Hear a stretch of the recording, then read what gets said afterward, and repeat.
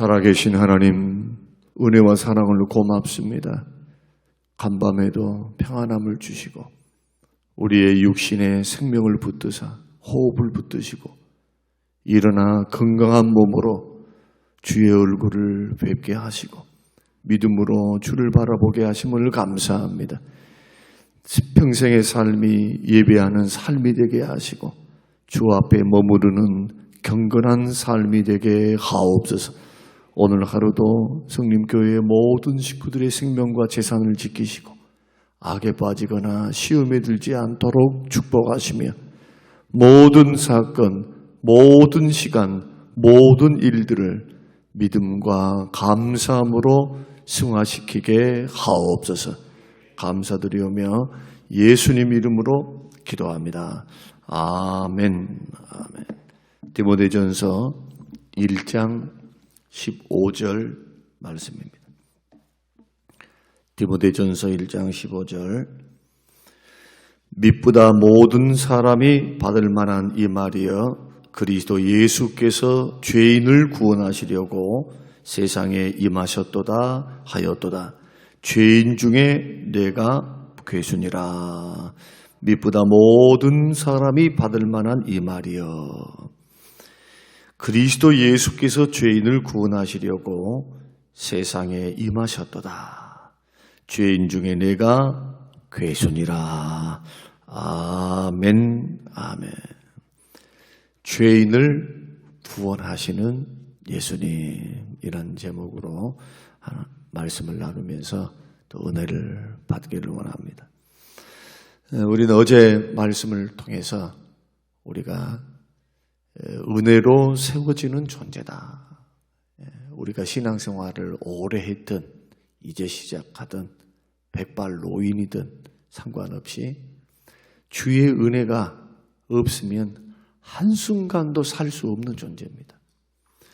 예수님은 마태복음을 통해서 이 일을 분명히 밝히셨어요. 하나님께서 얼마나 은혜로우신 분인지, 자비로우신 분인지, 해와 공기와 바람과 또 산소, 땅, 또 나무, 이 모든 것은 죄인이나 의인이나 똑같이 하나님께서 공급해 주신 하나님의 창조의 선물이었다는 것입니다. 지금도 해를 주셨고 지금도 공기를 주시고 지금도 돈으로 값으로 매기지 못할 그러한 값진 것들을 죄인에게는 적게 주고 의인에게는 많게 주는 것이 아니라 죄인이든 의인이든 이 땅에 사는 모든 사람에게 골고루 혜택을 주시는 것, 이것이 자비하신 하나님의 은혜라는 거예요. 은혜. 이런 1차원적인 은혜가 또 있고요. 2차원적으로 더 큰 은혜가 뭐냐. 하나님은 택한 백성들, 구원받은 하나님의 자녀들을 결코 놓지 않습니다. 아무리 힘들고 어려워도 우리 주님께서는 전능의 손으로, 권능의 손으로 택한 백성들을 붙들고 계세요. 이것은 주님의 약속입니다. 그리고 주님은 지금도 졸지도 아니하시고 주무시지도 아니하시고 보호하시고 우리의 생명을 붙드시고 우리에게 힘을 주시고 생명과 재산을 지키사 우리의 길들을 인도해 가십니다. 그러니 요한 1서에서는 원수 마귀가 우리를 손댈 수도 없어요. 또 예수님께 맡긴 영혼, 우리 하나님께서 예수님께 맡긴 영혼을 우리 예수님은 끝까지 한 사람도 잃어버리지 않는다. 우리 구주께서 그렇게 화근을 하시면서 우리의 생명을 보장하시고 우리의 영생과 구원을 보장하시고 계시니 예수 믿는 사람들은 전쟁이 일어나고 가난이 찾아오고 질병이 찾아오고 어떤 여러 가지 어려움들이 세상에 있다 할지라도 예수님을 앞장세우고 예수님을 앞장세우고 우리에게 은혜 베푸실 그 주님을 사모함으로 일어서야 될 줄로 믿습니다. 그런 의미에서 은혜 없이는 못 사는 거예요. 우리는 피곤하면 쉬기도 하고 졸기도 하고 자기도 하지만은 우리 주님은 주무시지도 아니하시고 우리 예수님은 보좌 우편에서 우리를 위해서 기도하고 계시고 하나님은 우리들을 지키기 위해 천사를 보내서 지금 우리들을 지키고 보호하고 계시고 여러분, 저와 여러분들이 죽는 날은 어떤 날이냐? 주께서 은혜의 손을 놓는 날이에요. 이 땅에서 사명 다 된 거예요. 하나님이 허락하신 작정하신 시간이 우리에게 있거든요. 사도행전 말씀 보면은 거주와 경계와 생명과 삶의 사람이 살고 죽는 모든 것들을 주님이 작정하셨어요. 작정. 흥망성쇠도 하나님의 손에 주권적인 역사를 통해서 하나님이 일을 이루시거든요. 우주 만물을 주관하시고 계신 분이 주님이지 그냥 너희들 흘러가는 대로 그냥 시간아 흘러가라, 역사야 흘러가라, 나라야 일어나라, 힘센 놈이 일어난가 보네, 이런 식이 아니라는 거예요. 이것은 불신자들의 생각입니다. 대통령을 세우고 왕을 세우고 위정자를 세우고 이것은 투표를 행하는 것 같지만 그러나 배후에 하나님께서 안고 일어섬도 주장하신 하나님이 역사의 수레바퀴를 그리고 인생의 수레바퀴를 다 붙드사 선한 길로 인도하시고 하나님 작정하시는 그 일에 예수 믿는 사람은 특별한 보호를 받는 겁니다. 하나님의 자녀가 되었으니까 보호자가 떠나질 않아요. 그럼 어떻게 살아야 합니까? 어떻게? 돈이 없다고 쩔쩔매고 살아야 합니까? 세상 사람들보다 더 못났다고 해서 나는 못난 인간이야, 나는 실패한 인간이야. 세상 사람은 똑같은 생각을 갖고 있으면 우리 아버지 하나님께서 얼마나 슬퍼하실까요? 곰곰이 한번 생각해 봐야 되는 문제입니다. 그런데 꼭 그렇게 살라고 그래요. 예수 믿는 사람들이. 세상의 화려함과 비교하고 세상 사람들과 비교해서 자꾸 가치를 평가절하시킵니다. 예수 믿는 믿음의 사람들 또 믿음으로 걸어갔던 하나님의 사람들 발자취를 한번 보시기 바랍니다. 히브리서 11장에 나오는 믿음의 사람들 말이에요. 주님의 평가의 기준이 뭔지. 왕입니까? 아닙니다. 돈 많음입니까? 아닙니다. 믿음으로 사는 거예요. 믿음으로 살아내는 거예요. 힘들고 어려운 세상, 풍파도 많고 죄도 많고 많은 사람이 죄의 길, 멸망의 길로 걸어가고 있잖아요. 넓은 길로 걸어가고 있잖아요. 또 예수를 믿는다고 하면서도 자기 뜻, 자기 고집, 자기 생각 이런 방향으로 걸어간 사람도 많고 또 예수를 믿어서 하나님의 자녀가 되었다고 해놓고도 마귀 닮았어. 마귀. 주님 닮은 게 아니야. 옛사람의 본성을 따라서 자기를 쳐서 복종시키고 날마다 죽이면서 그렇게 걸어가는 것이 아니라 인간 냄새 풀풀 풍기면서 걸어가는 사람 너무 많아요. 예수의 향기를 드러내고 언행 심사를 통해서 이 표정에서부터 태도에서부터 마음에서부터 예수 믿는 사람들은 예수 향기가 드러나야 해요. 이것이 은혜 받은 사람들의 증거예요. 그런데 보십시오. 믿음의 사람들이 어느 정도로 이 믿음이 말씀 앞에 딱 서 있지 않는지, 말씀 앞에 딱 서 있는 사람들은 제자리로 돌아와요. 누가 뭔 말을 하든 인생이 세상이 어떻게 돌아가든 그것과는 상관없이 예수 그리스도를 믿는 믿음 안에서 자신을 세우는 거예요.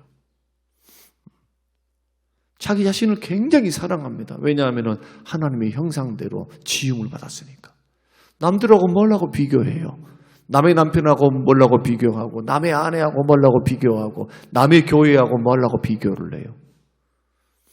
하나님이 지금 나에게 두신 곳이 이곳인데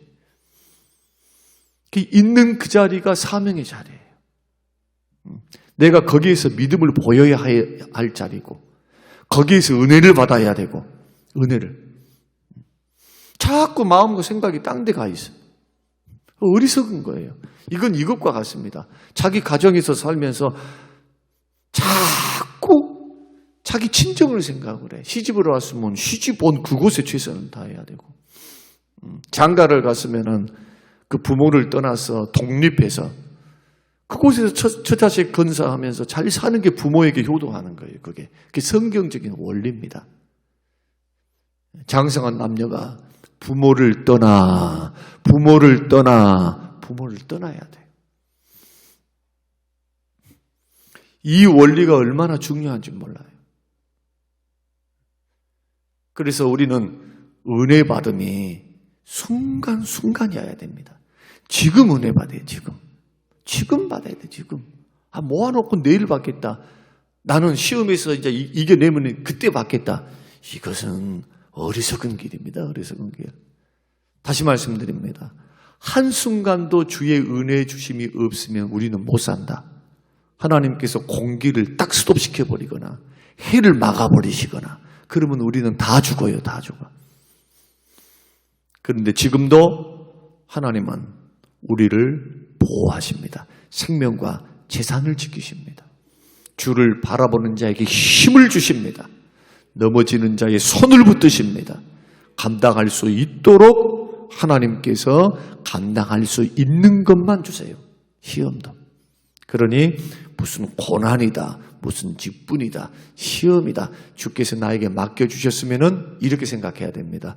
감당할 수 있으니 주셨다. 그리고 감당할 수 있도록 환경도 여세요.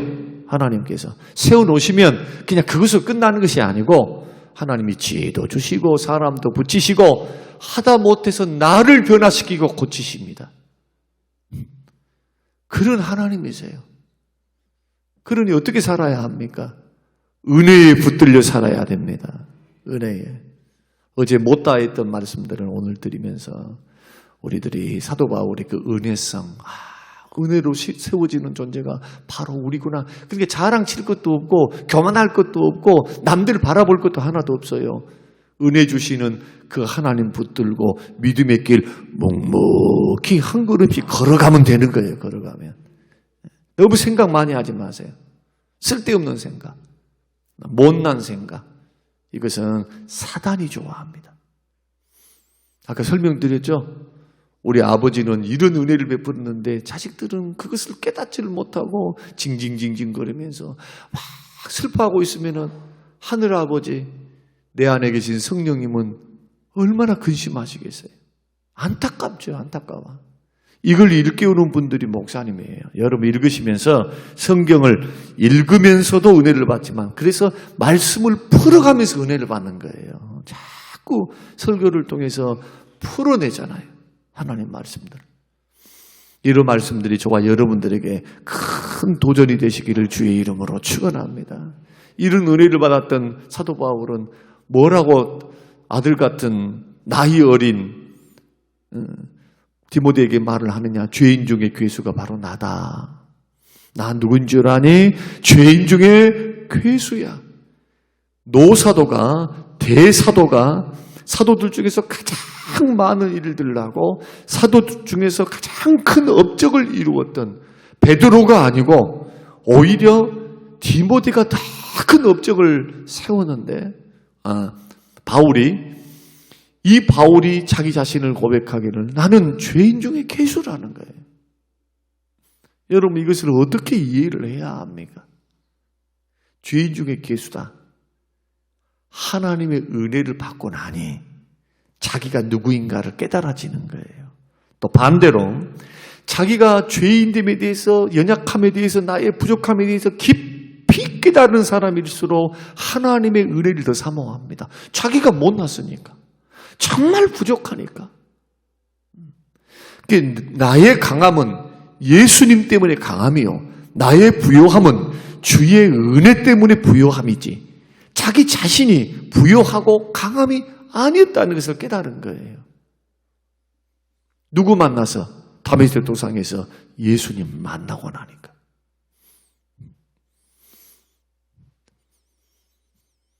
우리가 믿음의 길을 걸어갈 때 내가 교만해지지 않기를 원하고 나의 힘을 의지해서 해보려고 하는 이런 것을 내려놓을 수 있는 방법이 뭐냐? 자기 자신에 대해서 하나님이 나를 자녀 삼으심에 대해서는 자존감을 가져야죠. 하나님의 자녀이니까. 그러나 아직 구원이 완성이 안 됐어요. 아직도 우리는 천국 가기 위해서 아직 믿음을 지켜야 할 과정이 남아 있습니다. 아직도 예수 믿었어도 잘 넘어져요. 감정 컨트롤 잘 못해요. 생각조차도 올바로 하는 게 아니라 부정적인 생각들로 자기가 자기 자신들을 괴롭혀요. 하나님의 말씀과 성령의 지배를 받아서 그 말씀과 기도 앞에 자기 자신을 세워나간 게 아니라 자꾸 사람의 눈치가 보이고 사람의 환경이 보이고 낙심하고 절망하고, 이것은 사람들이 갖고 있는 모든 연약함들입니다. 이것은 저도 갖고 있고 여러분도 갖고 있어요. 그러나 단지 차이가 나는 거죠. 이것을 믿음으로 해석해서 풀어내느냐, 주님과 연관해서 믿음으로 연결시켜서 나에게 일어나는 상황과 사건들을 해석해내느냐, 믿음으로. 그 차이입니다. 그 차이. 보이는 환경은 똑같아요. 그런데 놀라운 것은 믿음으로 환경을 풀어내기 시작하면 기적이 보여요. 기적. 하나님의 일하심이 보인다고. 일하심이. 하나님의 역사하심이. 내가 고민했던 게 이게 쓸데없는 고민이었구나 이거. 내가 막 힘들게 막 했던 것이 내가 속고 있었구나. 내가 마귀에게 속았고 내 생각과 감정에 속았구나. 우리 하나님은 은혜 주신 분이고, 하나님이 주시는 것은 두려워하는 마음이 아니고 담대하는 마음이고 재앙이 아니라 평안인데 내가 마귀에게 속았고 나의 감정에 속았고 나의 생각에 속았구나. 어떨 때 이것이 느껴집니까? 믿음으로 그 상황을, 예수님을 계산함으로 나의 고난과 나의 시험과 나의 가난함과 나의 질병과 나의 문제를 들여다보니까 아무것도 아니라는 거예요. 이게 참 놀랍지 않습니까?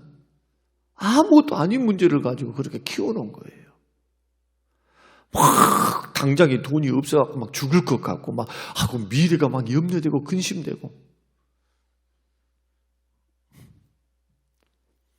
이 모든 것 이길 수 있는 방법, 자기 자신이 어떤 존재인가 생각해 보십시오. 죄인 중에 괴수라니까요. 산적 두목, 살인자의 두목, 연쇄 살인범의 두목, 죄인 중에 괴수니까. 그런 심정으로 살아가는데 어떻게 교만이 찾아옵니까? 어떻게 주의 은혜를 더 사모하지 않겠습니까? 주의 능력을 더 사모하겠죠. 왜? 주의 능력과 주의 은혜와 주의 도우심이 없으면 또 괴수 노릇 할 거니까. 괴수 노릇. 주님 앞에서 철저히 죄인됨을 고백하고 자기의 부족함을 깨달은 사람일수록 은혜를 크게 받습니다. 누가복음 18장에 나오는 바리새인과 세리의 기도. 예수님께서 바리새인과 세리의 기도를 예를 들어서 설명하셨습니다. 바리새인들은 하나님 앞에 나와서 제일 앞자리에서 얼굴을 들고 두 손을 들고 하나님 하면서 자기가 하나님 앞에 했던 걸 자랑을 늘어놨습니다. 바리새인은 저 뒤에서 죄인이니까, 세리는 죄인이니까 정말 죄를 짓고 살고 있으니까 마땅히 자기가 생각하는 겁니다. 그래, 나는 동족의 피를 빨아먹고 나는 거짓말로 속여서 더 많이 뜯어내고 그리고 사람들에게 천대를 받고 그렇게 매국노 역할을 하면서 살았던 죄인인데 이 사람도 하나님을 두려워하는 거예요. 영생받기 원한 겁니다. 지옥 가기를 원치 않는 거예요. 그래서 하나님 앞에 나와서 감히 얼굴을 들지 못하고 고개를 숙이고 뭐합니까? 하나님 앞에 주여 저는 죄인입니다. 주님 저는 죄인입니다. 주님은 두 사람 중에서 누구를 기뻐하셨습니까? 11조 드리고 일주일에 2번 금식하고 근처의 11조부터 그 다음에 또한 구제를 하면서 길거리에서 기도하면서 성경을 줄줄 외우면서 소위 말해서 종교인이죠. 종교인. 종교적인 열심을 가지고 사는데 그게 자기 의의야. 이게 나는 이 정도인데 너희들은 그것도 못해. 영적 교만입니다. 이게 여러분, 이런 영적 교만에 잘 걸릴 수 있는 사람들이 교회를 오래 다닌 사람들이에요. 특히 목사님들, 장로님들. 좀 믿음 생활했다. 좀 뭔가 순종 열심히 했다. 이런 사람들이 이런 함정에 너무 잘 걸려요. 자기를 죄인 중에 괴수로 여기지를 않는 겁니다. 생각해 볼 문제예요. 남들 쳐다볼 시간이 어디 있어요? 죄인 중에 괴수인데. 죄인 중에 괴수로 여기면요, 예수님처럼 품지 못할 죄인들이 없어요. 용서하지 못할 죄가 없어요. 한국 교회는 너무 높아져 있어요. 뭐가? 마음이. 가난하고 약하고 부족하고 죄인들에 대해서 색안경을 끼요. 그러니까 자기들끼리 모여갖고 교회 안에서 의인들만 모여 있으려고 그래, 자꾸. 교회는 어떤 곳이냐? 예수님 말씀대로예요. 예수님이 뭐 하려고 이 땅에 육신을 입고 이 땅에 오셨습니까? 죄인 구원하시려고. 죄인. 굉장히 중요합니다, 이 부분이. 이것을 믿음의 형제들에게 적용해 보세요. 좀 봉사를 좀 못하고 뭘 좀 못하고 저것을 못하고 조금 그런다 해서 일이 좀 안 된다 해서 일대로, 세상 사람들은 말한 대로 일의 능률을 따라서 사람을 평가할 것인가? 아니면 그의 존재, 그 존재가 뭡니까? 예수 믿으면 하나님의 자식들이에요. 그 안에, 그 사람 안에는 누가 있습니까? 예수님이 살아계시고 성령님이 거주하고 계시는 하나님의 자녀들이라니까요. 믿음이 강한 사람들은 믿음이 약한 사람들의 믿음을 담당해줘야지. 이것을 판단하고 이것을 비판하고 이것을 막 자기가 막 너무 힘들어하고 이것은 바리새인들이 하는 겁니다. 이것은 결코 교회는 성공 마인드로 막 이렇게 걸어가면 주님이 말씀하셨던 그러한 원리를 따라서 살아갈 수가 없어요. 교회는 경쟁하는 곳이 아닙니다. 섬기는 곳이지. 네 부서가 잘하자, 내 부서가 잘하자, 이건 노력은 좋아요. 그러나 경쟁하는 곳이 아니다니까. 주님 주신 은사를 가지고 서로 협력하고 서로 섬기면서 함께 세워져 가는 것이 기독교 공동체, 교회 공동체, 그래 살아있는 유기체의 교회의 모습이다. 이렇게 예수님을 믿어야 돼요. 또 이렇게 살아내야 합니다. 왜냐하면 나는 자랑할 것 하나도 없는 하나님 앞에 죄인 중에 괴수 같은 자가 나이기 때문에. 만약에 이런 마음가짐을 가지고 목사가 목회를 하면 성도들을 품지 못할 성도 없을 거예요. 자기보다 더 낮게 여기지 아니할 사람이 한 사람 없을 거예요. 왜? 나는 죄인 중에 괴수인데. 나는 저 집사님보다도 죄인 중에 괴수야. 내가 더 못난 인간인데 자기 눈 속에 있는 들보를 보겠죠. 그러지 않을까요? 죄인 중에 괴수인데. 형제의 눈에 있는 티를 보고 똥 묻은 개가 재 묻은 개를 나무라면서 비판 판단하면서 그렇게 걸어갈 수 있을까? 저는 곰곰이 생각해 봅니다. 저는 성경을 읽어나가면서 정말 예수 믿는 사람이 예수님의 인격과 사역을 닮아간다라고 했을 때 완벽할 수는 없지만 하나님 안에서 자기 자신을 어떤 존재로 인식하는가에 따라서 신앙의 내용과 질이 달라질 거라 생각합니다. 예수 믿는 사람은 두 가지 인식이 분명히 있어야 돼요. 하나는 뭐냐? 나는 부족하지만 하나님의 택함받은 자녀이다. 세상 사람들이 막 세상 사람들과 비교해 볼 때 돈이 없고 뭐가 없고 저것이 없고 이것이 없고 막 이것 때문에 자기 자신을 너무나 학대하거나 비하시키지 마라. 우리 아버지는 하늘 아버지시니까. 천국이 우리의 영원한 집이니까. 이 땅에 있는 것 가지고 판단도 하지 말고 부러워도 하지 말고 시편이 계속 말씀하죠. 악인들의 형통을 부러워하지 말고 부자를 부러워하지 말라고. 부러워할 것이 아니에요. 그 사람들이 우리를 부러워해야 돼. 장차 우리가 주님 나라에 들어갈 때 여러분들은 피부로 느낄 겁니다. 피부로. 예수 믿는 것이 이렇게 큰 복이었구나. 또 한 가지 생각은 나는 죄인 중에 괴수입니다. 은혜를 받은 하나님의 자녀이면서도 아직도 내 속에는 주님이 싫어하시는 죄의 모습, 죄의 본성, 육체의 본성이 아직도 남아있어요. 그래서 우리는 죄에 잘 넘어져요. 아직도 부족해요. 완벽하지를 못해요. 그러니 하나님, 나는 죄인 중에 괴수입니다. 과거에도 그랬고 지금도 주의 은혜 없이는 못 삽니다. 이런 두 가지의 마음이 반드시 정립이 되어 있어야 합니다. 그래야 우리는 회개의 길로 걸어가고 형제를 넉넉히 품을 수 있어요. 왜? 못난 인간을 살려주셨잖아요. 나같이 못난 인간 구원해 주셨잖아요. 하나님이 자녀 삼으셨고 주의 종 삼으셨어요. 나같이 못난 인간. 주님이 주의 종 안 삼아주시지 않으셨으면 은강샘심 이렇게 똑똑하고 잘난 사람들이 목사님 하면서 고개를 숙이고 좋은 것 갖다 주고 섬기고 그런 대접을 어떻게 받아요? 그런 대접을. 예수님 때문에 영광받고 예수님 때문에 대접을 받는 거예요. 착각하면 안 돼요. 자기가 잘나서 똑똑해서 뭔가 그렇게 큰 교회를 이루고 이렇게 대접을 받는 게 아니라 누구 때문에? 예수님 때문에. 예수님 때문에. 나귀를 타신 예수님.